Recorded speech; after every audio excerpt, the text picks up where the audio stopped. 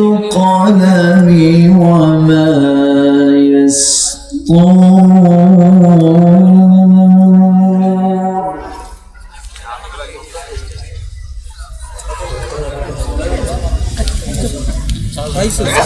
ما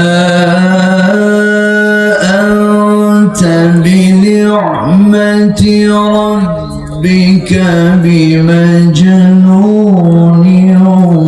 وإن لك لأجرا غير ممنون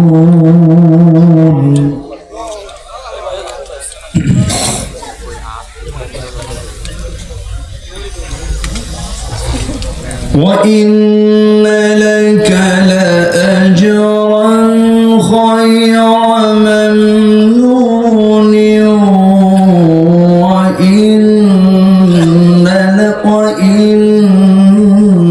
وإنك لعلى خلق عظيم. الله أكبر.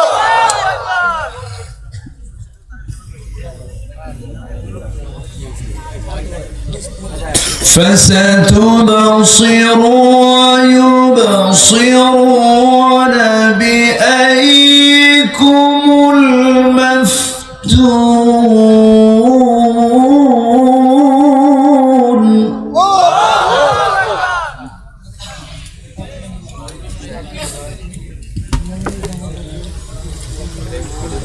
إن ربك هو أعلم بمن ضل عن سبيله وهو أعلم بالمهتدين.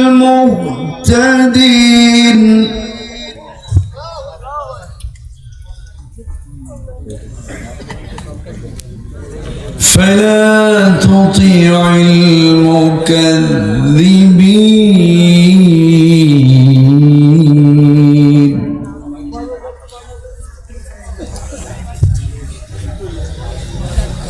الله أكبر.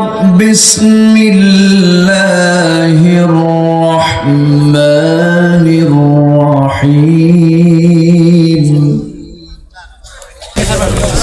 ফরিদপুর অঞ্চলের গোপালগঞ্জ জেলার মকসুদপুর উপজেলার বাঁশবাড়িয়া দক্ষিণপাড়া তাফসীর ময়দানে অনুষ্ঠিত গোল্ডেন টাচ পাবলিকেশনস এর উদ্যোগে আয়োজিত পঞ্চম বার্ষিকী 3 দিনব্যাপী ওয়াজ মাহফিল। আজকের এই মহৎ আয়োজনের সম্মানিত সুযোগ্য সভাপতি মুহতারাম মাওলানা সিরাজুল ইসলাম মিয়া, আজকের প্রোগ্রামের বরেণ্য মেহমানবৃন্দ, আমার পূর্বে কথা বলেছেন নন্দিত আলেমে দ্বীন আমার স্নেহধন্য মাওলানা এম হাসিবুর রহমান, কথা বলেছেন আমার অত্যন্ত কাছে, আমার হৃদয়ের ইসলামিক স্কলার, আমার প্রিয় ভাই মাওলানা আব্দুল হাই মোহাম্মদ সাইফুল্লাহ, উপস্থিত হযরত উলামায়ে কেরাম, ফদল ও ইজাম, সুশীল সমাজ, জাতির শ্রেষ্ঠ সন্তান শিক্ষক মণ্ডলী, জাতির বিবেক সাংবাদিক বৃন্দ, প্রশাসনের দায়িত্ব নিয়োজিত কর্মকর্তা বৃন্দ, সামনে উপস্থিত আজকের মাহফিলের প্রধান আকর্ষণ, দূরে ও কাছের বিভিন্ন স্থান থেকে ছুটে আসা কালেমার ঝান্ডাবাহী, তাওহীদের পতাকাবাহী, দ্বীন ইসলামের নরসারদুল বীর মুজাহিদ, প্রাণ প্রিয় সম্মানিত দ্বীনি ভাইরা, আড়ালে বসে আছেন শ্রদ্ধেয়া সম্মানিতা সর্বগুণে গুণান্বিতা মা বোনেরা, আলোচনার সূচনায় আনুষ্ঠানিকতার মধ্য দিয়ে আমার পক্ষ থেকে আবারও দিল খোলা সালাম, আসসালামু আলাইকুম ওয়া রাহমাতুল্লাহি ওয়া বারাকাতুহু। ওয়া আলাইকুম আসসালাম। সবাই কেমন আছেন? আমাকেও প্রশ্ন করলেন তো আপনি ভালো, আমি কি খারাপ থাকবো নাকি? আপনাদের দয়া আল্লাহ পাক আমাকেও ভালো রেখেছেন, আলহামদুলিল্লাহ। তবে আমাদের মধ্যে সবচেয়ে বেশি ভালো থাকা দরকার আমার প্রিয় ভাই রবিউল ইসলাম ভাইয়ের, কারণ তার বলা চলে একক প্রচেষ্টায় এদেশে যারা তাফসীর জগতের যারা ব্রাইট স্টার, উজ্জ্বল যারা নক্ষত্র, সবগুলো নক্ষত্রকে তিনি এক জায়গায় করেছেন, আলহামদুলিল্লাহ। আমার মনে হয় এবছরে কোনো মাহফিলে এক জায়গায় এতগুলো মেহমানকে হাজির করার রেকর্ডের দিক থেকে আমার ভাই ফার্স্ট, বলি আলহামদুলিল্লাহ। উনি এলাকাকে ভালোবাসেন, তার বড় প্রমাণ হচ্ছে এই তাফসীর মাহফিল, এই ওয়াজ মাহফিল। আল্লাহ তুমি তার এই দ্বীনি খেদমতকে কবুল করে নাও, জোরে বলি আমিন। এবং আমার মনে হয় যত মিডিয়া আজকের মাহফিলে হাজির হয়েছে, এত মিডিয়া কোনো মাহফিলে এ পর্যন্ত এবছর আমার জানা মতে, আমি উপস্থিত থাকি বা না থাকি, কোন মাহফিলে এত মিডিয়া হাজির হয়েছে এমন রেকর্ডও নেই। সব দিক থেকে এই মাহফিল যেন একটা সর্বগুণে গুণান্বিত হয়েছে, বলি আলহামদুলিল্লাহ। সম্মানিত হাজিরিন, আমরা এসেছি কোরআনের টানে, জান্নাতের বাগানে। সবাই এখানে আসতে পারে না, সবার কপালে এটা জুটেও না। যিনি আমাকে আসার তৌফিক দিলেন সেই মহান রবের শানে বলছি আলহামদুলিল্লাহ। সবাই বলছে আল্লাহুম্মা ইন্নী আসআলুকা আল হুদা ওয়াত তুকা ওয়াল আফাফা ওয়াল গিনা। সবাই বলি আল্লাহুম্মা লাকা আসলামতু ওয়া বিকা আমানতু ওয়া আলাইকা তাওয়াক্কালতু ওয়া ইলাইকা আনাবতু ওয়া বিকা খাসামতু। আমরা আল্লাহ তাআলার শুকর আদায় করে নিলাম। সম্মানিত হাজিরিন, আমি গত বছর এখানে এসেছিলাম। সূরাতুল আহজাবের 32-33 এই দুটো আয়াতকে সামনে রেখে নির্দিষ্ট সাবজেক্ট পর্দার উপরে কিছু আলোচনা করেছিলাম। আজকে আমাকে সাবজেক্ট দেওয়া হয়েছে হায়াতুন নবী, রাসূলুল্লাহর জীবনী। তো তার জীবনী আমি এই অল্প সময়ে কেমনে বলবো? তার জীবন তো কানা খুলুকুহুল কোরআন, তার চরিত্রই হলো কোরআন। যেরকম সুবহানাল্লাহ। আমার এমন সাবজেক্ট দিছে 3 দিন কোনো বক্তা না দিয়ে আমার দিলে ওই সাবজেক্ট শেষ হবে, বুঝলে? দেখি এখন কতটুকু করা যায়। সম্মানিত হাজিরিন, আমাকে সময় দেবেন তো সবাই? জোরে বলি ইনশাআল্লাহ, জোরে বলি ইনশাআল্লাহ। শিল্পীর তুলিতে আঁকানো শেষ হবে, সাহিত্যিকের সাহিত্য লিখতে লিখতে শেষ হবে, কবির কবিতার ছন্দ শেষ হয়ে যাবে, কিন্তু আমার নবীর সিরাত নিয়ে, তার চরিত্রের বর্ণনা পৃথিবীর কোনো মানুষ শেষ করতে পারবে না। জোরে বলি সুবহানাল্লাহ। সুবহান রাব্বিল আযীম শব্দটা যেটা আমরা সিজদায় ব্যবহার করি, সে আযীম শব্দ লাগানো হয়েছে আমার নবীর শানে। ওয়া ইন্নাকা লাআলা খুলুকিন আযীম। আমি আলোচনার সূচনায় কোরআনে কারীমের গুরুত্বপূর্ণ একটি সূরা, সূরাতুল কালাম থেকে প্রথম 8টি আয়াতে কারীমা তেলাওয়াত করেছি। সূরাতুল কালামের সামনের কিছু আয়াতকে সামনে রেখে কিছু কথা বলতে চাচ্ছি। আল্লাহ তাআলা আমাকে আমল করার নিয়তে বলার এবং আপনাকেও শোনার তৌফিক দান করুন, আমিন। সম্মানিত হাজিরিন, গোটা পৃথিবীতে আদম থেকে নিয়ে কিয়ামত পর্যন্ত যত মানুষ এসেছে এবং আসবে, এর মধ্যে 1 নম্বর সফল ব্যক্তি যিনি, যার জীবনে কোনো ব্যর্থতা নেই, বিফলতা নেই, অসম্পূর্ণতা নেই, অযোগ্যতা নেই, তিনি অন্য কেউ নন, তিনি হচ্ছেন নবিয়ুনা সাইয়্যিদুনা রাহমাতে আলাম রাসূল মুকাররম মরুভাস্কর মরুদুলাল জনাবে মুহাম্মদুর রাসূলুল্লাহ সাল্লাল্লাহু আলাইহি ওয়াসাল্লাম। আমার নবীজির ইন্তেকাল হলো। ইন্তেকালের 6 থেকে 7 দিন পর এক ইহুদি এসে সাইয়েদনা বেলালকে প্রশ্ন করলেন, বেলাল, তোমাদের নবীজির চরিত্র কেমন ছিল? তিনি কাঁদতে কাঁদতে বলেন, আমি বলতে পারবো না। অনেক সাহাবীর কাছেই বলা হলো, কেউ জবাব দিচ্ছেন না। সাইয়েদনা আলীর কাছে যাওয়া হলো, তাকে যখন প্রশ্ন করা হলো, কাইফা কানা খুলুকু রাসূলিল্লাহ, আমার নবীর চরিত্র কেমন ছিল, তোমাদের রাসূলের চরিত্র কেমন ছিল, তিনি বললেন, জবাব দেব তার আগে আমি তোমাকে উল্টা একটা প্রশ্ন করব। কি প্রশ্ন? প্রশ্ন হলো, ওই আকাশ, ওই জমিন, ওই 7 সমুদ্র আল্লাহ তাআলা যে সৃষ্টি করেছেন তার একটা একটা করে তথ্য তুমি আমাকে শুনিয়ে দাও। এই প্রশ্ন করার সঙ্গে সঙ্গে ইহুদি বলে ফেলতেছে, কেমন করে?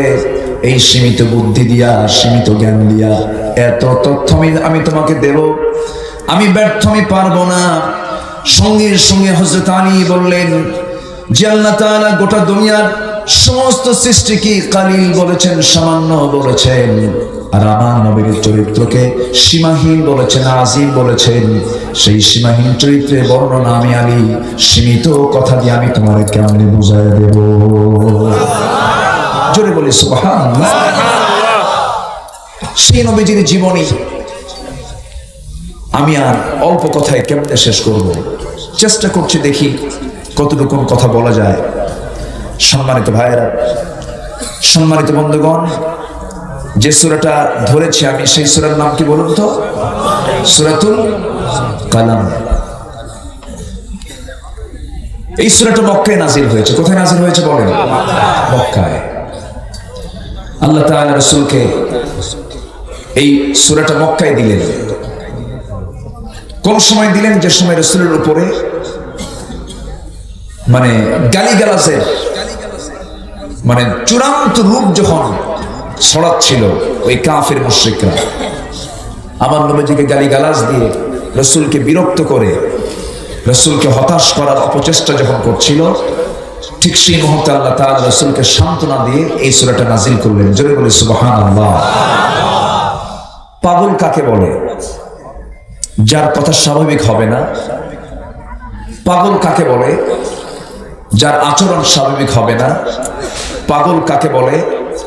যার খাওয়া দাওয়া ঘুম স্বাভাবিক হবে না। আমার নবীজির মধ্যে কি এমন কিছু ছিল? এমন কিছু ছিল না। গোটা পৃথিবীর সেরা ব্যক্তিত্ব হচ্ছেন মুহাম্মদ সাল্লাল্লাহু আলাইহি ওয়াসাল্লাম। সেই রাসূলকে পর্যন্ত পাগল বলা হলো, জাদুঘর বলা হলো। রাসূলকে বলা হলো জিনে ধরা, ভূতে ধরা একজন মানুষ। এরকম করে রাসূলকে নির্বংশ বলা হলো, লেজ কাটা বলা হলো, বহু গালিগালাজ রাসূলকে শুনতে হয়েছে। কিন্তু আমার নবীকে সান্ত্বনার জন্য প্রস্তুত ছিলেন কে? আল্লাহ। আমার আপনার জীবনের সান্ত্বনা আমরা কারো নিতে চাই না। আমার আপনার জীবনের সান্ত্বনাও কে?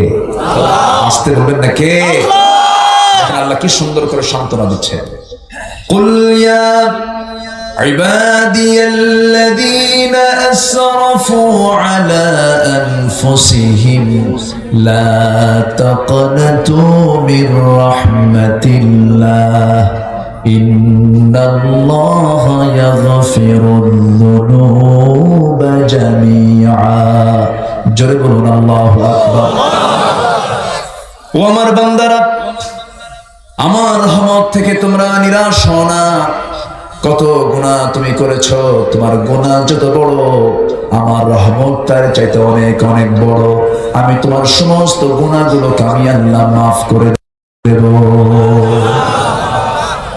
মুমিন জীবনে কোনো হতাশা নেই। ঈমানদার কখনো হতাশ হতে পারে না। যে হতাশ হবে তার ঈমান ঠিক থাকবে না। যেমন হতাশার গ্লানি নিয়ে সম্প্রতি একজন সুইসাইড করে নিজের পিস্তল, যেটাকে সে সিকিউরিটির জন্য রেখেছিল, সেই পিস্তল দিয়ে নিজেই তার নিজের জীবনকে কি করলো? শেষ করে দিল, এটার কারণ হচ্ছে হতাশ। এটার কারণ কি? হতাশা। আত্মহত্যা করা কি শুধু হারাম না বড় হারাম? শুধু গুনাহ না কবিরা গুনাহ? শুধু গুনাহ না জঘন্য গুনাহ? লা তাকতুলু আনফুসাকুম, নিজেকে হত্যা করো না। ফাসাউফা নুসলিহি নারা, যদি করো তোমাকে জাহান্নামে ঢুকতে হবে। এটা কার কথা? আল্লাহর কথা। সম্মানিত ভাইয়েরা, আমরা জেনেছি, সে দেখেছি, আমিও দেখেছি, ঠান্ডা মাথায় নিজের জীবনটা দিয়ে দিচ্ছে। ধানমন্ডির বাসিন্দা, না খেয়ে থাকা মানুষ নাকি? ধানমন্ডির বাসিন্দা, উন্নত বাড়ি, উন্নত গাড়ি, উন্নত পরিবার, হাই সোসাইটি, এলিয়েট শ্রেণী। ছেলে অস্ট্রেলিয়া থাকে, মেয়ে একটা জাতীয় ব্যক্তি, নায়কের স্ত্রী। সব দিক থেকে তো ছিল ভালো। এত কিছু থাকার পরও জীবনটা কেন তাকে দিতে হলো? এর মূল কারণ হলো হতাশা। এর মূল কারণ কি? হতাশা। ইসলামকে না জানা, ইসলামকে না বোঝা, আবার মরার আগ দিয়ে বলতেছে কালিমা তাইয়্যিব, কালিমা পড়েও মরতেছে। মানে মদ খাচ্ছে কিন্তু বিসমিল্লাহ খায়, জিনা করবে বিসমিল্লাহ বলবে, এটা কেমন কথা?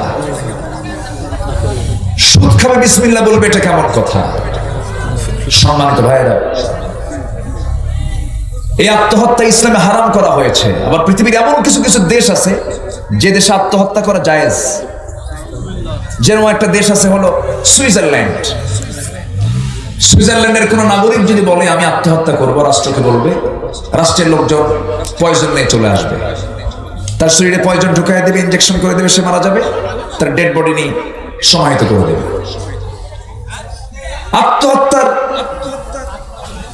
মানে আত্মহত্যার যে রেকর্ডের দিক থেকে মুসলমান দেশে রেকর্ড নাই। সবচেয়ে বেশি রেকর্ড হলো ইউরোপ আমেরিকাতে। ইউরোপ আমেরিকাতে আত্মহত্যার রেকর্ডটা বেশি। কেন জানেন? হতাশা। এখান থেকে প্রমাণ হলো ইউরোপ আমেরিকার টাকার কি কোনো অভাব আছে? বলেন, টাকার কোনো অভাব আছে? কিন্তু আত্মহত্যা কেন বেশি করছে? এর মূল কারণ হলো তাদের ব্যক্তিগত জীবনে ইসলাম নাই। কি নাই? বলেন, কি নাই? কি নাই? ইসলাম নাই। এবং তাদের জন্য একটা যে আদর্শ দরকার, একজন ব্যক্তিকে যে ফলো করা দরকার, সেই ব্যক্তি তাদের নাই। কিন্তু আমাদের জন্য ইসলাম আছে না নাই? আসতে বলবেন না, আছে না নাই? আমাদের মডেলও আছে না নাই? আমাদের মডেল কে? মুহাম্মদুর রাসূলুল্লাহ। মুহাম্মদুর রাসূলুল্লাহ। আল্লাহ তাআলা সুন্দর করে সেই নবীজির সিরাতকে সামনে রেখে সূরাতুল কালামের শুরুতে রাসূলকে সান্ত্বনা দিয়ে বলছেন, হে রাসূল, চিন্তা করবেন না, আমি তো আছি। আমরাও চিন্তা করব না, আমার কে আছেন? আসতে বলবেন না, কে আছেন? আল্লাহ যার আছে তার কোনো টেনশন নাই, আর যার আল্লাহ নাই তার কিছুই নাই। আমার ভাইয়েরা, আমার বন্ধুগণ, আল্লাহ তাআলা রাসূলকে সুন্দর করে জানিয়ে দিচ্ছেন, নুন ওয়াল কলমি ওয়া মা ইয়াসতুরুনা মা আনতা বিনি'মাতি রাব্বিকা বিমাজনুন ওয়া ইন্না লাকা লাআজরান গায়রা মামনুন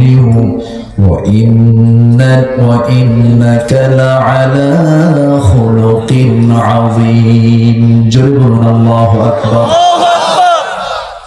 হে রাসূল, আপনাকে যে যা বলে বলুক, মনক্ষুণ্ণ হওয়ার কোনো দরকার নাই। আপনি কখনো মন মরা হবেন না, আপনি কখনো পাগল নন, উন্মাদ নন। আমি আপনাকে যা দিয়েছি পৃথিবীর কাউকে তা দান করি নাই। সীমাহীন নিয়ামত আমি আপনাকে ধন্য করেছি। আলাম নাশরাহ লাকা সাদরাকা ওয়া ওয়াদা'না আনকা ফিজরাক আল্লাযী আনকাযা যাহরাক ওয়া রাফা'না লাকা যিকরাক। জোরে বলুন আল্লাহু আকবার। ছোট্ট সূরার মধ্য দিয়ে রাসূলকে সীমাহীন নিয়ামতের ঘোষণা দিয়ে দিলেন। যারা পারেন ঠোঁট মিলিয়ে মিলিয়ে বলুন, ইন্না আ'তাইনাকাল কাউসার ফাসাল্লি লিরাব্বিকা ওয়ানহার ইন্না শানিআকা হুয়াল আবতার। রাসূলকে যা দেওয়া হয়েছে পৃথিবীর কাউকে তা দেওয়া হয়েছে নাকি? দেওয়া হয়নি। এত সম্মান, এত মর্যাদা আল্লাহ রাব্বুল আলামিন তাকে দান করেছেন। আমার বন্ধুগণ, আমার নবীজির জন্ম এই পৃথিবীতে যখন হলো, মামিনা বলেন, আমার শিশু যখন আমার গর্ভে যখন ছিল 2 মাস 3 মাস যখন হয়ে গেছে, আমার শিশু দুনিয়াতে আসেই নাই। আমি যখন শিশুটা পেটে নিয়ে যখন রাস্তায় বের হতাম, যে রাস্তা দিয়ে যেতাম 2-3 মাইল লম্বা জুড়ে সব সুগন্ধে ভরপুর হয়ে যেত। মামিনার শাশুড়ি আমার নবীর দাদি ছেলে বউকে ডাক দিয়ে বলতেন, আমিনা শোনো, তুমি তো বিধবা মহিলা, তোমার স্বামীর ইন্তেকাল হয়ে গেছে, তোমার তো পারফিউম ব্যবহার করে বাইরে যাওয়া ঠিক নয়, তোমার গা থেকে কেমন সুগন্ধি আসে কেন? মামিনার সঙ্গে সঙ্গে বলতেন, আমার শাশুড়ি আম্মা, আমি আমার স্বামীকে হারানোর পর আমি কোন প্রকার সাজসজ্জা করি না, আমার গায়ে কোন প্রকার পারফিউমও লাগাই না, কোনো আতর সুরমাও লাগাই না। কিন্তু আমার শিশু যখন আমার গর্ভে এসেছে, সেই দিন থেকে নিয়ে আজ পর্যন্ত কোথাও গেলে পরে 2-3 মাইল লম্বা সুগন্ধে ভরপুর হয়ে যায়।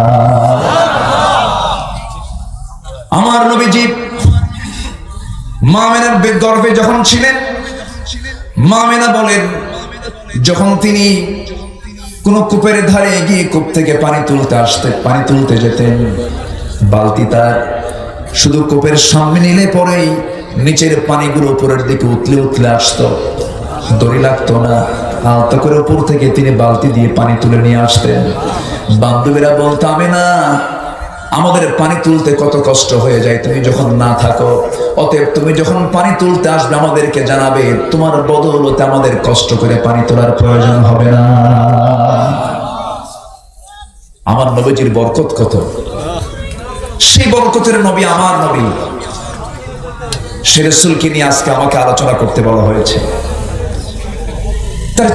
তার চরিত্র, তার মাধুর্য, তার সৌন্দর্য অল্প সময় আমি কেমনে বলবো, তবে কোরআনের বিভিন্ন জায়গায় আল্লাহ তাআলা বর্ণনা করেছেন। 7টি বিষয় 8টি বিষয় আমি তুলে ধরতে চাচ্ছি আমার নবীজির চরিত্রের মাধুর্য সমূহ। 1 নম্বর হলো উন্নত চরিত্র। কি চরিত্র বলেন? উন্নত চরিত্র। নাম্বার 2 হলো তিনি ছিলেন চরম সত্যবাদী। কৌতুক করেও জীবনে কখনো মিথ্যা বলেছেন এমন কোন রেকর্ড তার জীবনে ছিল না। যদি প্রশ্ন করা হয় এই দুনিয়াতে জীবনে যার মুখ থেকে একটা অযাচিত মিথ্যা কথা বের হয় নাই, একজন মানুষের নাম তখন লিখতে হবে, তিনি হচ্ছেন মুহাম্মদুর রাসূলুল্লাহ সাল্লাল্লাহু আলাইহি সাল্লাম। ওয়া মা কানা লিনাবিয়্যিন আন ইয়াগুল। আমার নবীজি বেহুদা বাজে কোনো কথা জীবনে বলেছেন এমন কোনো রেকর্ড ছিল না। আমার বন্ধুগণ, নাম্বার 2 হলো তিনি ছিলেন অত্যন্ত নির্ভীক, সাহসী মানুষ ছিলেন, ভীত কোনো ভাব তার মধ্যে ছিল না, অনর চিন্তার মানুষ ছিলেন তিনি।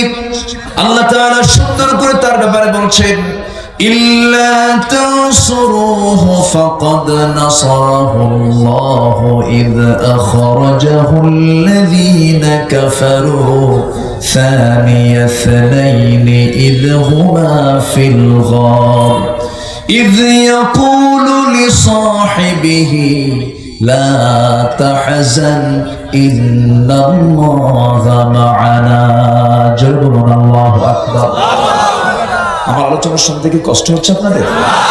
কেমন একটু নড়াচড়া ভাব মনে হচ্ছে না? কষ্ট হচ্ছে না তো? জোরে বলি ইনশাআল্লাহ। কেমন নির্ভীক তিনি ছিলেন দেখেন। আমি যখন মক্কায় যাই, আমি যখন মদিনায় যাই, ম্যাক্সিমাম টাইম আমি খরচ করি আমার নবীজি কোন কোন জায়গায় হেঁটেছেন, কোন কোন জায়গায় তিনি অবস্থান করেছেন। জাবালে সুরে চলে যাই, জাবালে নূরে চলে যাই, বদরে চলে যাই, উহুদে চলে যাই, তাবুকে চলে যাই, তায়েফে চলে যাই, বনু সাদে চলে যাই। নবীজির স্মৃতি ধন্য এই সমস্ত জায়গাগুলো থেকে বহু ইতিহাস আছে, বহু স্মৃতি চলে আসে। আমার ভাইয়েরা, আমার নবীর জীবনের সবচেয়ে একটি কঠিন সময় পার হয়েছিল, যে রাত্রিতে আমার রাসূলকে হত্যার পরিকল্পনা করেছিল। আমার নবীর জিন্দেগীর সবচেয়ে বড় ভয়ানক রাতটা পার হয়েছে। সেই রাত আমি যখন ভাবের চিন্তায়, যখন আমি রাসূলকে নিয়ে ভাবনার চিন্তার জগতে চলে যাই, বিশ্ব নবী কেমন করে সেই রাতটা পাড়ি দিয়েছেন, কি অনর চিন্তার মানুষ ছিলেন তিনি। কেউ নাই, আমার নবীজি ঘর থেকে বের হচ্ছিলেন হিজরতের রাতে। আমার নবীজি ঘর থেকে বের হতেনি, চিন্তা করলেন হঠাৎ করে বের হচ্ছে, আমার সঙ্গে মক্কাবাসীর কত লেনদেন আছে, এই লেনদেন গুলো না বুঝাই দিলে আমার আল আমিন খেতাবটা নষ্ট হয়ে যাবে। আস্তে করে আলীকে ডাক দিয়ে বলেন, আলী রে, খাতা কলম হাতে নাও, মক্কার মানুষ আমাকে মারতে চায়, কিন্তু আমি তামানতের খেয়ানত করতে পারবো না। সকাল যখন হয়ে যাবে, আমার শত্রুদের হাতে তাদের রেখে দেওয়ার টাকা পয়সাগুলো তাদের হাতে ফেরত দিয়ে দিবা। জোরে কোন সুবহানাল্লাহ, জোরে বলে সুবহানাল্লাহ। সাইয়েদনা আলীকে ঘরের মধ্যে রেখে দিয়া ঘর থেকে যখন বের হচ্ছিলেন, নির্ভীক চিত্তে বের হচ্ছেন, ভয়ে, দিলের মধ্যে কোনো ভয় নাই, কারণ যার দিল আল্লাহর ভয় থাকে, কোনো ভয় পৃথিবীর তাকে টলাতে পারবে না। আল্লাহ তাআলা সুন্দর করে বান্দাকে বলছেন, বান্দারে, এই ভয়টা যদি তোর জাগ্রত হয়ে যায়, ওয়া আম্মা মান খাফা মাকামা রাব্বিহি ওয়া নাহান নাফসা আনিল হাওয়া ফাইন্নাল জান্নাতা হিয়াল মাওয়া। জোরে বলুন আল্লাহু আকবার। যার দিলের মাকামে আল্লাহর ভয়টা জাগ্রত হয়ে যাবে, তার ঠিকানা হয়ে যাবে জান্নাতে মাওয়া। আমার নবী আস্তে করে ঘর থেকে বের হচ্ছিলেন, সম্পূর্ণ একা, অস্ত্রে শস্ত্রে সজ্জিত, তরবারি নিয়ে সামনে দাঁড়ানো। আবু জাহেলের পেটুয়া বাহিনী রাসূলকে দুনিয়া থেকে বিদায়ের মাস্টার প্ল্যান হাতে নিয়েছে। আমার নবী হতাশ হলেন না, আমার নবী নির্ভীক চিত্তে সাহসিকতা নিয়ে সামনের দিকে রওনা করলেন। আমার আপনার সাহায্যের জন্য কে যথেষ্ট? আল্লাহ। আসতে বলুন না, কে যথেষ্ট? আলাইসাল্লাহু বিকাফিন আবদাহ। বান্দার জন্য কাউকে লাগবে না, বান্দার জন্য কাকে লাগবে? আল্লাহ। আসতে বলবেন না, কাকে লাগবে? আল্লাহকে লাগবে। আমার নবীজি আস্তে করে ঘর থেকে বের হলেন, কেউ নাই তার সাথে। শত্রুগুলোকে দেখছেন অস্ত্র শস্ত্রে সজ্জিত হয়ে দাঁড়ায় আছে। আমার নবী আস্তে করে হাতের মধ্যে বালু নিলেন, নিক্ষেপ করলেন। সবার চোখের কোনায় কোনায় বালুর কণাগুলো আমার আল্লাহ পৌঁছায় দিলেন। সবার চোখের সামনে দিয়ে বের হয়ে আসলেন, কাবার দিকে বারবার তাকাচ্ছেন, যে কাবাকে বুকে নিয়ে রাসূল 53 বছর কাটিয়েছেন। জীবনের 53 বছর যে কাবাকে নিয়ে তিনি কাটিয়েছেন। পাশে দিয়ে যখন আসতেছিলেন, আমার নবী কাবার দরজার সামনের দিকের বাসিন্দা ছিলেন। আমার নবীজি কাবার দরজার সামনে পূর্ব দিকের বাসিন্দা ছিলেন। আমার নবীর ঘর থেকে কেবলা ছিল পশ্চিম দিকে, আমাদের কেবলা পশ্চিম দিকে। আমার নবীজি যখন তিনি ঘর থেকে বের হয়ে আসতেছিলেন, বারবার কাবার দিকে তাকান। কাবাতে এমন একটা ঘরের নাম, পৃথিবীর সকল দৃশ্যগুলো দেখতে দেখতে পুরাতন মনে হয়। কক্সবাজারে আপনি গেলেন 2 বছর 3 বছর যাওয়ার পর কিছুই মনে হয় না। বান্দরবন গেলেন 3 বছর 4 বছর দেখলেন, তারপরে কিছুই মনে হয় না। আপনি চলে গেলেন স্ট্যাচু লিফার্টি দেখার জন্য, আমেরিকা দেখার জন্য গেলেন, বারবার দেখতে দেখতে পুরাতন মনে হয়ে যায়। কিন্তু আল্লাহর ঘর কাবার দিকে যতবার তাকানো যায়, প্রথমবারের চাইতে দ্বিতীয়বারের মজাটা আরো ডাবল ডাবল বেড়ে যায়। আল্লাহর রহমতে ধন্য আল্লাহর ঘর, কালো চাদরে মোড়ানো। আমার নবীজি বারবার দেখছেন, আর আফসোস করে চোখের পানি ফেলে ফেলে কাঁদতেছেন, হারে। আর বলছেন, কাবারে, তোর সঙ্গে আমার থাকার বড় শখ ছিল, কিন্তু তোর বাসিন্দারা আমাকে থাকতে দিল না। চললাম মদিনার দিকে। আমার নবী সম্পূর্ণ একা ঘর থেকে বের হয়ে যখন যাচ্ছিলেন, কোন দিকে যাবেন সিদ্ধান্তহীনতায় ভুগছিলেন। সোজা তার মনে হয়ে গেল, দেখি আমার বাল্য জীবনের বন্ধু 3 বছরের ছোট, আমার নবীজি তার 3 বছরের বড়। দরজায় গিয়ে নক করলেন, দরজায় আস্তে করে নক করলেন। ডাকতে দেরি, বিদ্যুৎ বেগে দরজা খুলে গেল। দরজা খোলার সঙ্গে সঙ্গে রাসূল বলছেন, আবু বকর। আস্তে ডাক দিলাম, চট করে দরজা খুললা, তুমি কি ঘুমাও না? তিনি বলছেন, ইয়া রাসূলুল্লাহ, 6 মাস আগে বলেছেন, সেই দিন থেকে নিয়ে আজ পর্যন্ত আমার বিছানাকে আমি হারাম করে দিয়েছি ঘুমের জন্য। আমি দরজায় পিঠ লাগায় থাকতাম, কোন দিন আপনি ডাক দিবেন, সেই প্রত্যাশার রাত আজকে আপনি আমাকে ডাক দিয়েছেন। হুজুর, আর দেরি করবেন না, আমি আপনাকে নিয়ে চলে যাচ্ছি। সিরাত ইবনে হিশাম সহ আরো সিরাত গ্রন্থে এসেছে, আমার নবীজি করলেন কি, বলছেন আবু বকর চলো রওনা দেই। তিনি বলছেন, ইয়া রাসূলুল্লাহ, আপনি যদি হেঁটে হেঁটে যান আপনার পায়ের চিহ্ন আবু জেহেল টের পাবে। আবু জেহেল তেমন একজন ছিল, প্রচন্ড মেধাবী ছিল, মানুষের কদমের চিহ্ন দেখে বলতে পারতো এটা কোন কওমের লোকের পায়ের চিহ্ন, এমনকি উটের পায়খানা দেখেও বলতে পারতো এটা কোন কওমের উটের পায়খানা। প্রচন্ড মেধা ছিল আবু জেহেলের। হে রাসূল, আপনাকে ওরা ধরে ফেলবে, অতএব আপনি হাঁটবেন না, আমি কি করব? সাইয়েদনা আবু বকর বলেন, ইয়া রাসূলুল্লাহ, আপনি আমার পিঠে চড়েন।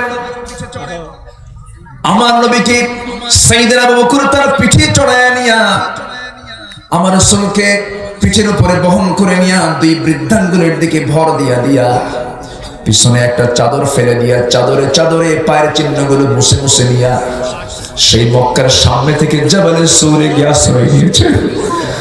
আমার নবীজি বলছেন, আবু বকর, এত কষ্ট তুমি আমার জন্য করলা। আমার ভাইরা ওমর ফারুক মাঝে মাঝে বলতেন, আমার ভাই আবু বকর হিজরতের রাতের যে সওয়াব কামাই করেছে, ওমর সারা জীবন সওয়াব কামাই করে সেই এক রাতের সওয়াব কামাই করতে পারে নাই। আমার নবীজি জাবালে সূরে গিয়ে আশ্রয় নিলেন। বাপ যেমন বেটিও তেমন খাবার নাই।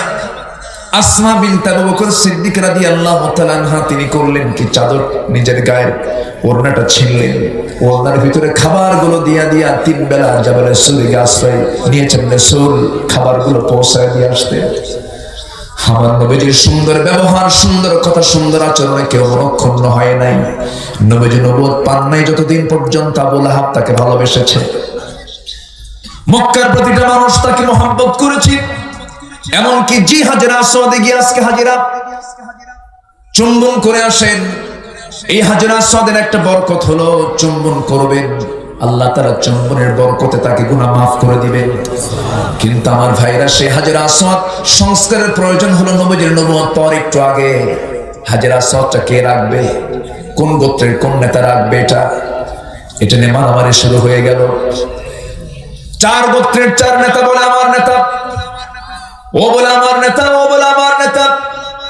শেষ পর্যন্ত 4 গোত্রের গোত্র প্রধানরা সবাই সিদ্ধান্ত নিল, আগামীকালকে সবার আগে যে আল্লাহর ঘরে ঢুকবে, হারামের মধ্যে ঢুকবে, সেই হাজের আসওয়াদ সংস্থাপন করবে।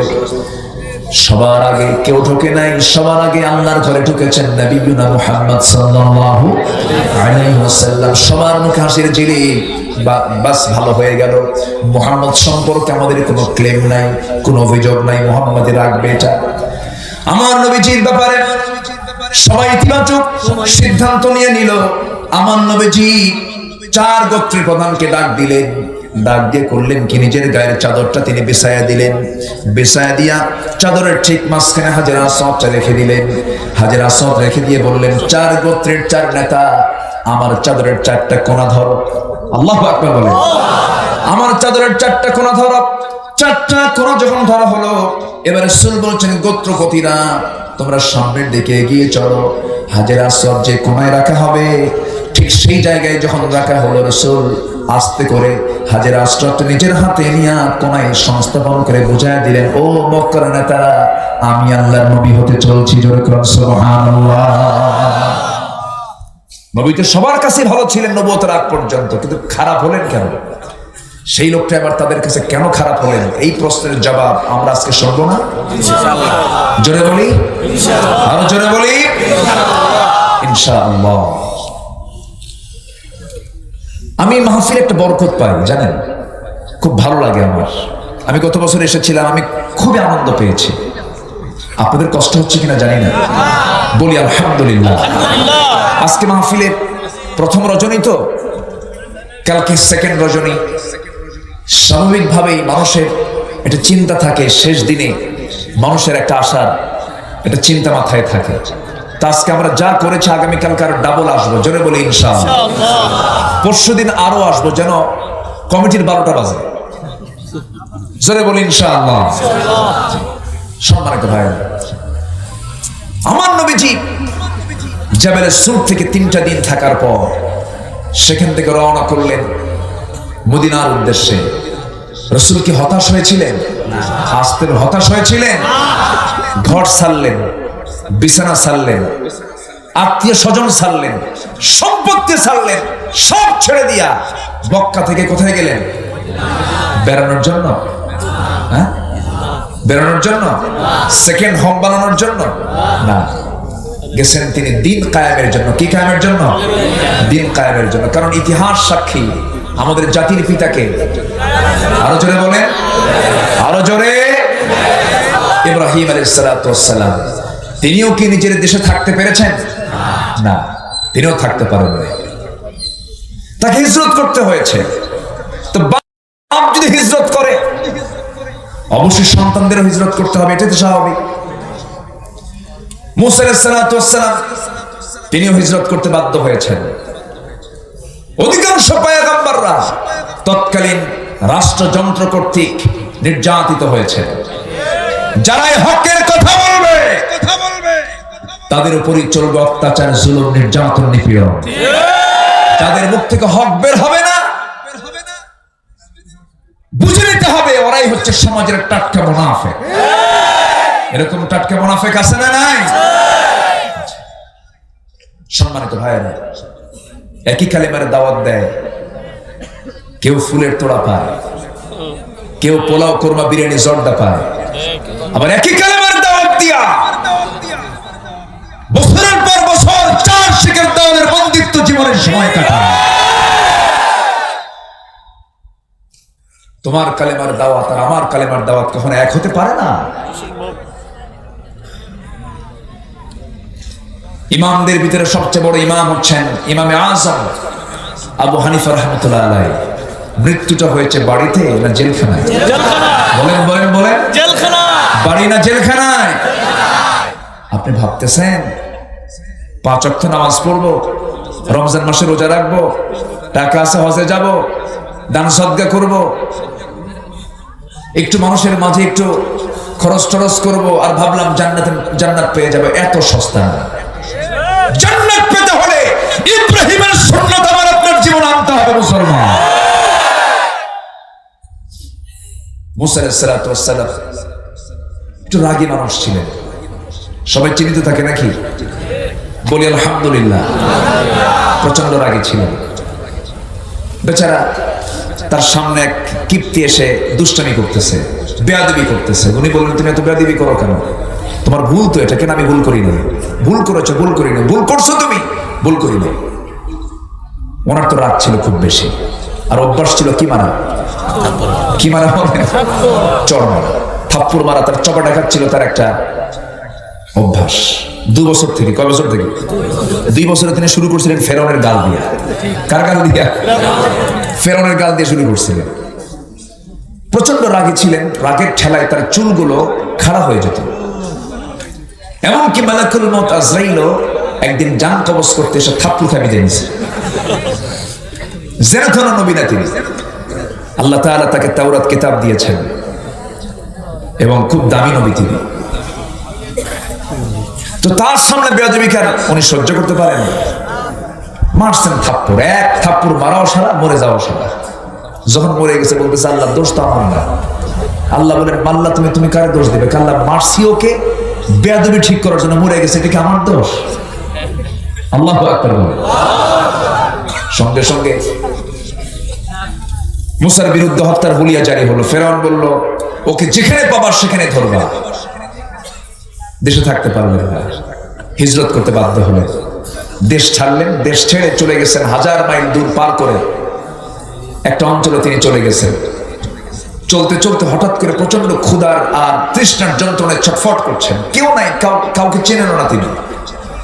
দেখলেন সামনে একটা কূপ। কূপ থেকে ঢাকনা টান দিয়ে পানি পান করলেন। আর পাশেই দেখলেন দাঁড়িয়ে থাকা 2 নারী, হাতে তাদের বালতি, কিন্তু তারা দাঁড়িয়ে আছে কিন্তু কোনো পানি নিচ্ছে না। তিনি বললেন, ফি মুশকিলা, তোমাদের কোনো প্রবলেম, তোমরা দাঁড়িয়ে আছো কেন? কিছু হেল্প করি, সহযোগিতা করি, পানি তুলতে হবে। তোমরা মহিলা মানুষ বাইরে কেন? বলতেছে আবুনা শাইখুন কাবীর, আমাদের বাপ বুড়া মানুষ, বাড়িতে কোনো পুরুষ মানুষ নাই, তো এই জন্য আমরা বাইরে এসেছি, পানি কূপ থেকে পানি তুলবো। আমাদের বহু পশু আছে, প্রাণী আছে, এদের খাবারের জন্য, এদের পানির জন্য, আমাদের প্রয়োজনীয় পানির চাহিদা পূরণ করার জন্য কূপ থেকে পানি নিতে আসছি। তো তোমাদের তো অনেক কষ্ট হবে, দাও আমি কিছু হেল্প করি। সন্ধ্যা হয়ে যাবে, তোমাদের অনেক দেরি হয়ে যাবে। বলতেছে উপরে ঢাকনা আছে, সে ঢাকনা টান দিতে 7 থেকে 8 জন মানুষ লাগবে, আমরা পারবো না। সবাই যখন পানি নিয়ে যাবে তখন আমরা অবশিষ্ট পানি তুলে নিয়ে চলে যাবো। তিনি বলেন দরকার নেই, মহিলা মানুষ সন্ধ্যার পরে থাকতে নেই। এখন সন্ধ্যার পরে পুরুষ বেশি না মহিলা বেশি? আলহামদুলিল্লাহ। কি বলবেন আপনারা? আজকে তো 8ই ফেব্রুয়ারি, আসতেছে মাশাআল্লাহ 14ই ফেব্রুয়ারি, বিশাল বরকতের দিন, দোয়া কবুলের দিন। যেরকম নাউজুবিল্লাহ, জোরে বলি নাউজুবিল্লাহ। আমাকে আজকে একজন প্রশ্ন করেছে, দেখেন আমাদের ইমানের হাল কদ্দুর গেছে। আজকে সকালবেলা একজন প্রশ্ন করেছে, হুজুর কোন টেইলার্সে কোন পুরুষ মেয়েদের গায়ের মাপ কি নিতে পারবে না? কি কথা কি বুঝতেছেন আপনারা? মেয়েদের গায়ের মাপ নেবে পুরুষ, এদিকে জায়েজ আছে হুজুর? দেখেন প্রশ্নের সাইজ দেখেন। আমার কথা কি বোঝা যায় ভাই? বোঝা যায়? আজকে সমাজ কোথায় চলে গেছে, প্রশ্নের ধরন দেখলেও টের পাওয়া যায়। সম্মানিত ভাইয়েরা, একজন নারীর গায়ের মাপ দেবে কোন পুরুষ? কি গায়ের মাপ দেবে বলেন? এখন গায়ের মাপ দেয় কারা? কারা মাপ দেয়? আপনি জরিপ করে দেখবেন, অধিকাংশ মহিলা কাপড় বানানোর জন্য পুরুষের কাছে গিয়ে নিজের গায়ের ফিটিংস, নিজের দেহের ফিটিংটা মাপটা দিয়ে আসে, ঠিক কিনা? এটা আপনাকে কে বলেছে জায়েজ? আপনি মহিলার কাছে যান।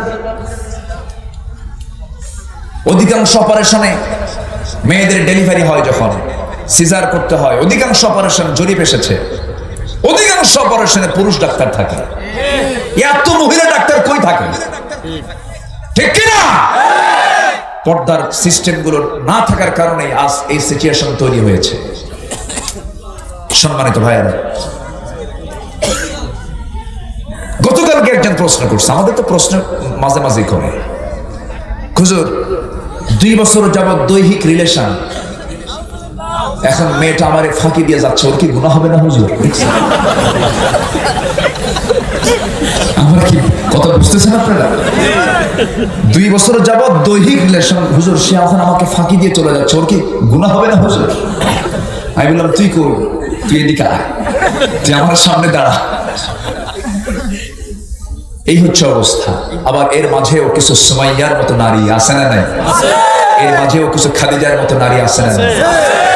ইন্ডিয়ার কর্ণাটকে, ইন্ডিয়াতে যখন হিজাবের বিরুদ্ধে বিধিনিষেধ আসতেছে, ঠিক সেই সময় হাজার পুরুষের জয় শ্রীরামের মাঝখানে একজন মহিলা নারায়ে তাকবীর আল্লাহু আকবার স্লোগান দিয়ে আল্লাহর বরত্ব প্রকাশ করছে। এরকম সময় বর্তমান দুনিয়া তো আছে না নাই?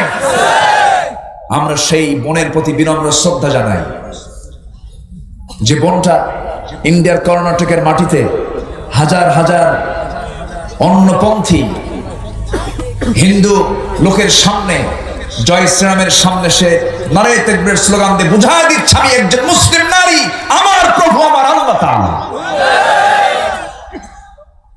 সম্মানিত ভাইয়েরা, ইমান টিকে রাখতে হবে। গোচি মাছ চিনি তো আমরা? গোচি মাছ এলাকায় কি মাছ বলে আমি জানি না। বাইম মাছ তো আজকে খাওয়ালেন না।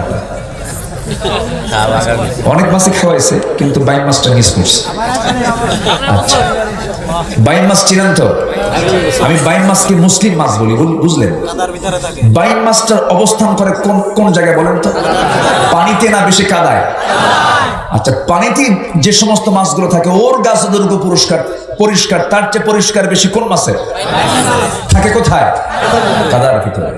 হাজারো কাদার মাঝে থেকেও সে তার স্বকীয়তা নষ্ট করে না, সে তার গায়ের সৌন্দর্য ঠিক রাখে। ও যুবক, হাজার অপসংস্কৃতি তোমাকে আকর্ষণ করুক না কেন, তোমার সংস্কৃতি ইসলাম থেকে তোমার এক চুল পরিমাণ নড়া যাবে না। তোমাকে পর্দার মধ্যে থাকতে হবে। নারীর যেমন পর্দা ফরজ, তুমি যুবক তোমার জন্য পর্দা ফরজ। খেয়াল করতে হবে, তোমার সামনে আলিয়া হাজির হবে। যেমন করে মুসার সামনে দুই মহিলা হাজির হয়ে গেছে। উনি বললেন, বালতি আমার হাতে দাও। আলোচনা করি বালতি আমার সামনে দাও। বালতি হাতের সামনে নিলেন, নিয়ে কূপের ধারে গেলেন, ঢাকনায় হাত দিলেন, মারলেন ফিকা। 14 হাত দূরে গিয়ে ছিটকে পড়ল। দুই মহিলা থরথর করে কাঁপে আর মনে মনে করে এটা মানুষ খাওয়ানো কিছু। বালতি দিয়ে পানি তুলে বললেন, সোজা বাড়িতে চলে যাও। কি সুন্দর ন্যায় সঙ্গত কথা বললেন, সেবা দিলেন। চরিত্রের সার্টিফিকেট আছে না নাই? আছে না নাই? কোন ন্যাকামি আছে? কোন দুষ্টামি আছে? সেবাও তো করতে হবে। একটা অসহায় নারীদের সামনে পড়তেও পারে। অসহায়ের অসহায়ত্ব দেখে কোন চান্স নেওয়া যাবে? চান্স নেওয়া যাবে না। ইমানদার কখনো চান্স নেবে না। মুনাফিক চান্স নেবে, বেয়াদব চান্স নেবে, অসভ্য চান্স নেবে, বেনামাজি নেতৃত্বই সুযোগ গ্রহণ করবে।